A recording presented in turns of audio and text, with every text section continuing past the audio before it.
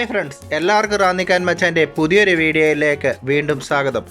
ഇന്നത്തെ വീഡിയോ എന്ന് പറയുന്നത് യൂട്യൂബ് എനിക്ക് നൽകിയ മൊമൻറ്റോ വാങ്ങാനായി അച്ഛനും അമ്മയും എമിറേറ്റ്സ് ഹോട്ടലിൽ പോയി മൊമൻറ്റോ വാങ്ങാനായി പോയപ്പോൾ നമ്മൾ ആദ്യത്തെ വീഡിയോയിൽ ഉൾപ്പെടുത്താതിരുന്ന കുറച്ച് ഭാഗങ്ങളാണ് ഇന്നത്തെ വീഡിയോയിൽ ഉൾപ്പെടുത്തിയിരിക്കുന്നത്. അതുപോലെ തന്നെ എമിറേറ്റ്സ് ഹോട്ടലിനെ പറ്റിയും എമിറേറ്റ്സ് ഹോട്ടലിലെ കുറച്ച് ഭാഗങ്ങളും ഈ വീഡിയോയിൽ ഉൾപ്പെടുത്തിയിട്ടുണ്ട്.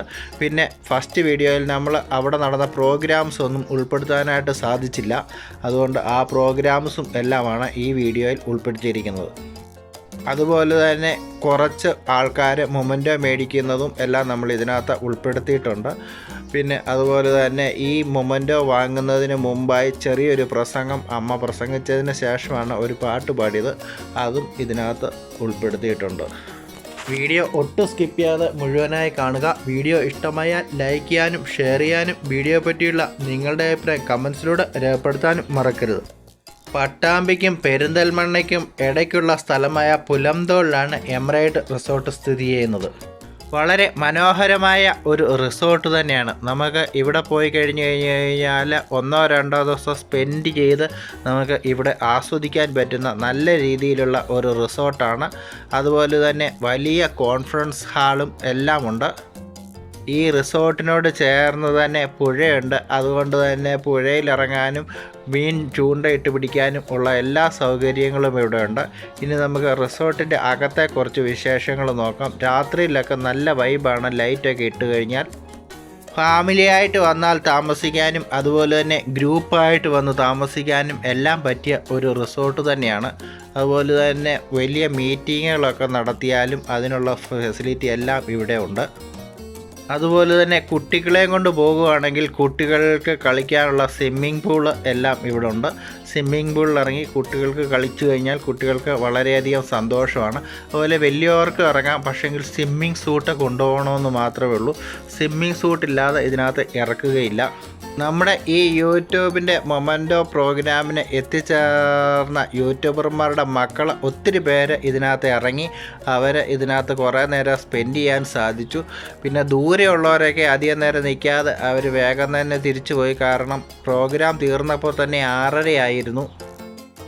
ഒരു 5-5:30 വന്ന പിള്ളേരെല്ലാം ഇതിനകത്ത് ഇറങ്ങിയായിരുന്നു കുറേ പേര്.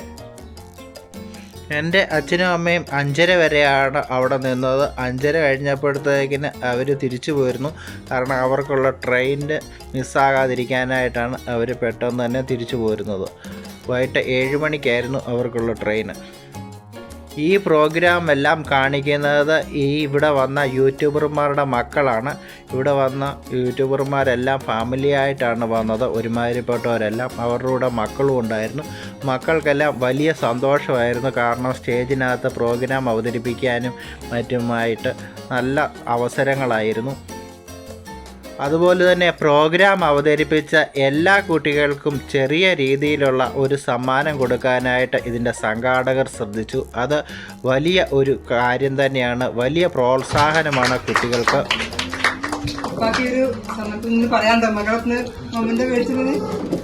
തീർച്ചയായും എൻ്റെ മൂത്ത മോളാണ്. ഇത് മലപ്പുറത്തുള്ള ഒരു യൂട്യൂബറാണ്. ആ യൂട്യൂബറും അവരുടെ ബാപ്പയും കൂടെ ആണ് അവർക്കുള്ള മൊമൻറ്റോ വാങ്ങാനായി എത്തിയത്. അതിനുശേഷം ബാപ്പ ഒരു പാട്ട് പാടി.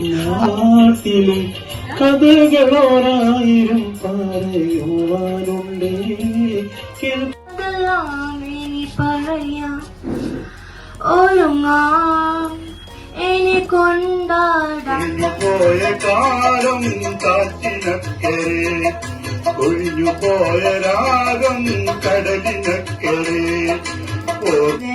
പകരുന്നേ നീ അകലും മുമ്പൊന്ന് ചെന്നിടണം. കടകൊണ്ട വഴിയെ മൺപരിയായെങ്കിൽ മുത്തതിലാളിന്റെ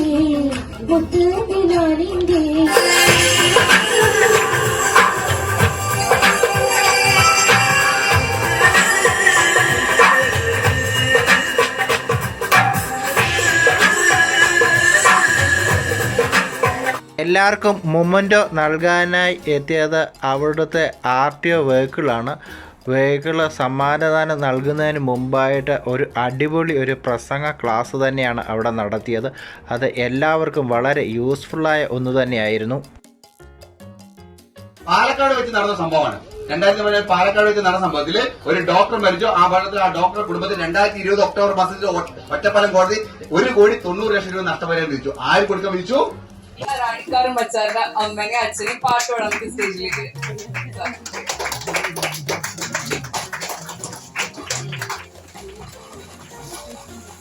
റാന്നിക്കാരൻ മച്ചാൻ ആണ് എൻ്റെ മകൻ്റെ ചാനലിൻ്റെ പേര്. ഞങ്ങൾ 325 കിലോമീറ്റർ താണ്ടിയാണ് ഇവിടെ വന്നിരിക്കുന്നത്. ഇന്നലെ രാത്രി തന്നെ 2 മണിയായപ്പോൾ പട്ടാമ്പി റെയിൽവേ സ്റ്റേഷൻ ഞങ്ങൾ വന്നു. ഇങ്ങനെ ഞങ്ങൾക്കൊരു സ്വീകരണം തന്നതിന് ഇതിൻ്റെ സംഘാടകർക്കും ഇവിടെ ഇരിക്കുന്ന എല്ലാവർക്കും ഞങ്ങളുടെ കൂട്ടുപോയി നമസ്കാരം.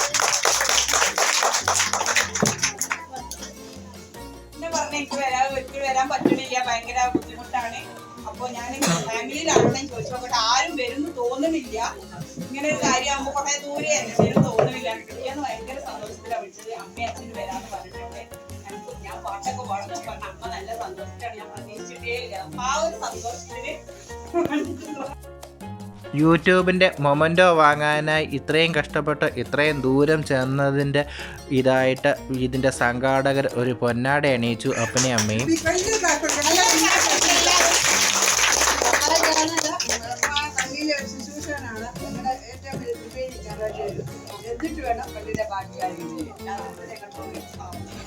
ഈ ചാനലിനോടുള്ള സ്നേഹത്തിന്റെ പേരിലാണ് ഞങ്ങൾ ഇവിടെ വന്നത്. എന്റെ വൈഫ് ഒരു പാട്ട് പാടും.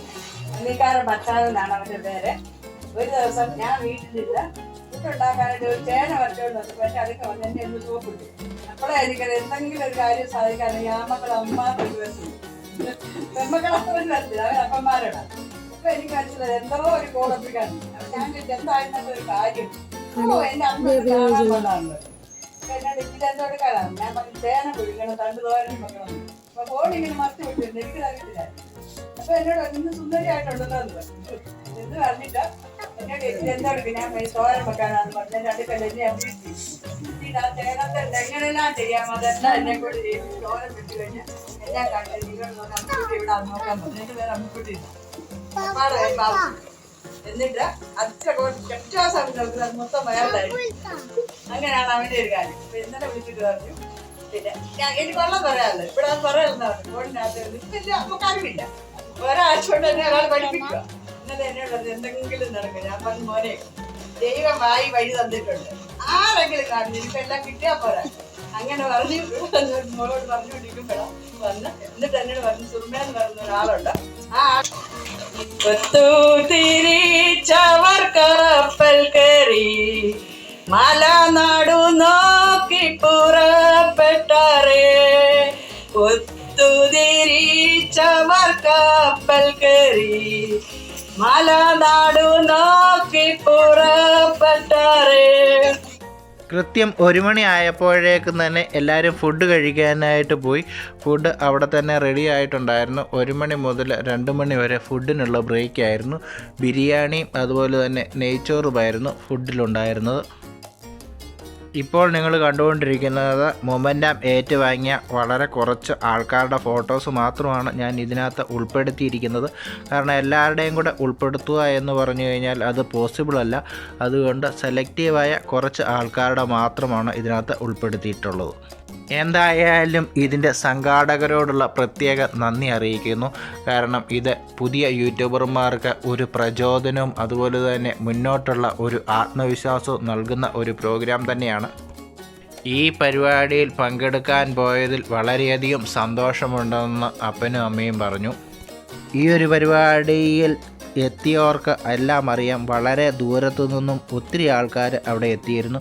മൈസൂറിൽ നിന്നും മറ്റും എല്ലാം അവിടെ ആൾക്കാർ എത്തിയിരുന്നു. പലരുടെയും കൂടെ അവരുടെ ബാപ്പമാരോ അല്ലെങ്കിൽ ഹസ്ബൻഡുമാരോ അതുപോലെ ബ്രദറോ അങ്ങനെ ആരെങ്കിലുമൊക്കെ കൂടെ ഉണ്ടായിരുന്നു.